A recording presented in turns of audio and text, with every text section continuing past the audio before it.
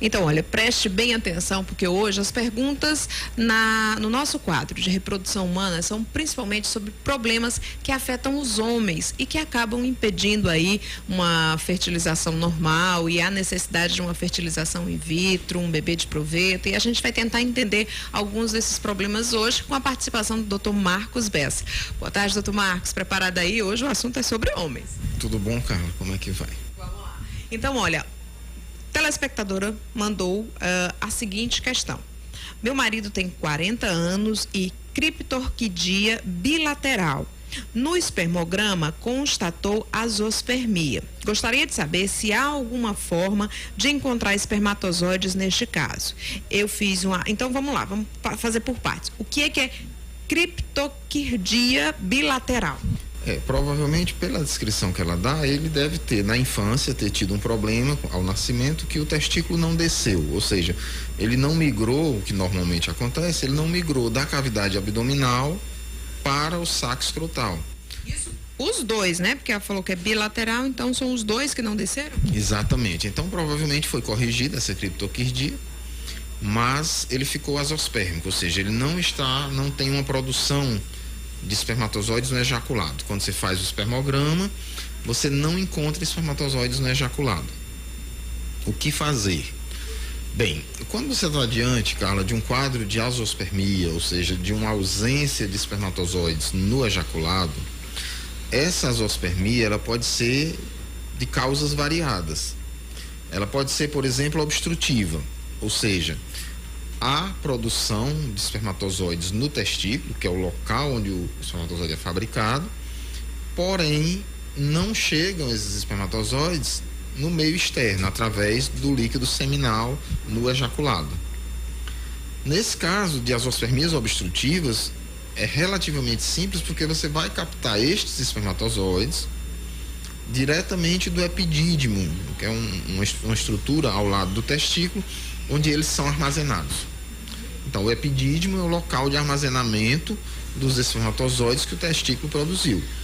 Ora, se não estão chegando esses espermatozoides porque o trajeto, o caminho está fechado por alguma infecção, por algum traumatismo, por alguma lesão dos canais que conduzem o sêmen, você pode fazer uma fertilização in vitro com captação de espermatozoides a partir do testículo, ou seja, você vai colher os óvulos da esposa e vai colher também os espermatozoides diretamente do epidídimo, faz uma punção com uma seringa, colhe, aspira, entrega para o laboratório e então o laboratório faz a fertilização desse sêmen, desses espermatozoides para os óvulos. Existem outras situações em que você tem azospermia não obstrutiva, ou seja, o problema não é de condução, o problema não é de transporte de espermatozoide.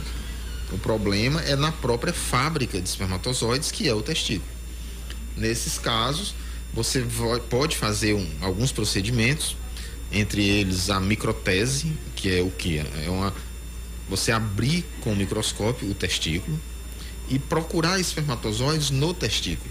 Então isso é uma cirurgia muito delicada, né? É uma cirurgia delicada, é uma microcirurgia, uma cirurgia microscópica, como a gente fala, microtese, que é a coleta dos espermatozoides a partir do testículo. Então, tem que ser feita em centro cirúrgico, com toda aquela segurança, ou pode ser feita na clínica mesmo? É feito em clínica de reprodução.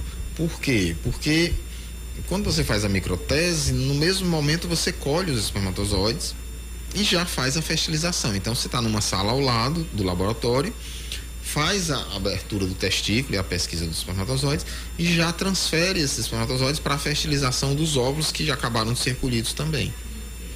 Para não perder tanto tempo. Só que assim, ela continua a pergunta dela, porque ela diz que fez uma inseminação com doação. Ou seja, não conseguiram encontrar espermatozoides suficientes ou não conseguiram fertilizar com os espermatozoides dele, né? Mas o embrião não desenvolveu após a 7ª semana. A gravidez estacionou por aí. Ela quer saber se ainda pode engravidar, né? Se existe a solução. E ela quer saber ainda se é possível engravidar sem as duas trompas. Então, ela também tem esse problema, né? Veja, se ela tem obstrução de trompas, aí há necessidade de fazer uma fertilização in vitro por falta das trompas. E o papel dos espermatozoides, ela poderia, se ela tivesse trompas normais, ela poderia fazer tanto inseminação quanto fertilização in vitro, usando o sêmen de doador. Como ela tem obstrução de trompa, o melhor tratamento para ela qual é? Fertilização in vitro, com utilização de sêmen de doador, já que o esposo é azoospermo e, pelo que nos parece, foi feita a investigação e não tem espermatozoides no testículo.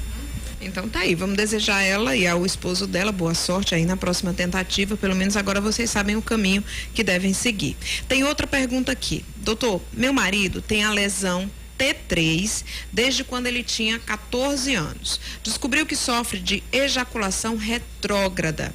Ele tem 32 anos, eu tenho 28, sou saudável e gostaria de saber qual o procedimento feito no caso dele. Desde que, quais são os exames que podem ser feitos, e já temos um exame em que foi constatado que ele tem espermatozoide. Então vamos tentar entender primeiro o que é a lesão da T3. Ele tem uma lesão em uma vértebra torácica e provavelmente por alteração na inervação da bexiga, da uretra, toda aquela região genital que está envolvida na questão da ejaculação, esse processo ele está danificado, quer dizer, por questões neurológicas, nervosas de uma lesão cervical, aparentemente a ejaculação dele não é normal. Segundo ela, os exames confirmaram que tem espermatozoides. Ejaculação retrógrada é o quê? Ela é antecipada? A ejaculação retrógrada consiste na seguinte coisa. Quando você tem o ducto que conduz o sêmen, que conduz os espermatozoides, você tem o trajeto, digamos, o testículo, ao lado o epidídimo, que é onde o espermatozoide que foi produzido no testículo é armazenado no epidídimo, e a partir daí ele segue por um canal chamado ducto deferente. O deferente, esse ducto, vai em direção ao pênis e vai formar juntamente com o canal que vem da bexiga, a uretra. Então você tem a união de dois canais, o ducto deferente conduzindo espermatozoides e a uretra que conduziria a urina. Então, esses canais eles não se abrem ao mesmo tempo.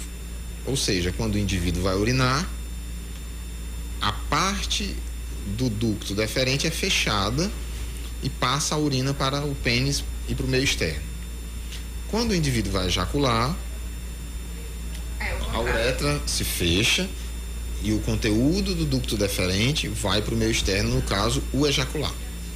Então, ou você urina ou você ejacula. Eventualmente, você pode ter as duas situações num defeito dessas válvulas. No caso da ejaculação retrógrada, como o próprio nome diz, retro, é para trás, o que acontece? Por um defeito nessas válvulas, você tem a ejaculação a partir do ducto deferente, ao invés de passar direto para o meio externo, ele retorna e cai na bexiga. Aí mistura com o xixi. Mistura com a urina. Tanto que uma das formas de você dar esse diagnóstico, você pede o indivíduo para ejacular. Ele ejacula. Se você olhar naquele ejaculado, não tem espermatozoides. Se você pedir para ele urinar em seguida, você irá encontrar espermatozoides naquela urina. Aí já morreram, né? O pH, as condições físico-químicas da urina não são boas para o sêmen. Qual é a solução? A gente já sabe que ele tem espermatozoides. Melhor captar esse espermatozoide lá do epidídimo. Direto na fonte. Direto na fonte. Local de armazenamento. E aí você faz uma fertilização in vitro com esse sêmen, com esses espermatozoides colhidos a partir do epidídimo. Então tá aí, olha, são duas situações em que a gente acabou aprendendo um pouco mais, né, sobre a anatomia do aparelho reprodutor masculino.